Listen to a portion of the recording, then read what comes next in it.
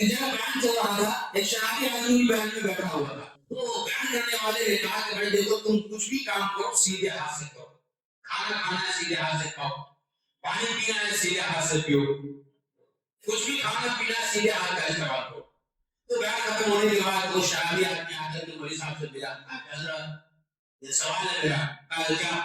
کہا کہ آپ نے کہا کہ سیدھے ہاتھ سے کھاؤ پیو، بائیں ہاتھ سے کھانا پینا نہیں، تو سیدھے ہاتھ سے ہی کیوں کھانا؟ کہا کہ نبی کریم صلی اللہ علیہ وسلم کی سنت ہے، لیکن اس کو سمجھ میں نہیں آیا۔ کہا کہ سیدھے ہاتھ سے بھی ہم کھائیں گے تو پیٹ میں جائے گا، اور بائیں ہاتھ سے بھی کھائیں گے تو بھی پیٹ ہی میں جائے گا، تو پھر کیا فرق ہوا؟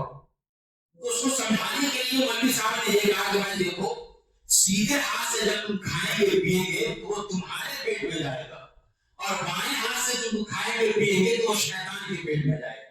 تو اچھا ایسا اب سمجھ میں آیا۔ تو دوسرے دن وہ شرابی آدمی شراب کے دکان پہ تھا اور باٹل لے کر کے ہاتھ میں وہ شراب پی رہا ہے۔ مولوی صاحب کا گزر ہوا تو دیکھا کہ بھائی یہ آدمی جو مسئلہ پوچھ رہا تھا شراب کا، خود شراب کی دکان پہ شراب پی رہا ہے، ٹھہر کر کے آدھا لے رہا ہے، بولے آپ۔ تو شرابی آدمی کی مولوی صاحب کے اوپر نظر پڑ گئی، تو چلا کے کہا مولوی صاحب السلام علیکم، ادھر آئیے۔ تو قریب گیا، کہا کیا تو بڑا بے شرم آدمی ہے، تو شراب پی رہا، پھر مولوی کو پکار کر کے کہہ رہا مولوی صاحب السلام علیکم۔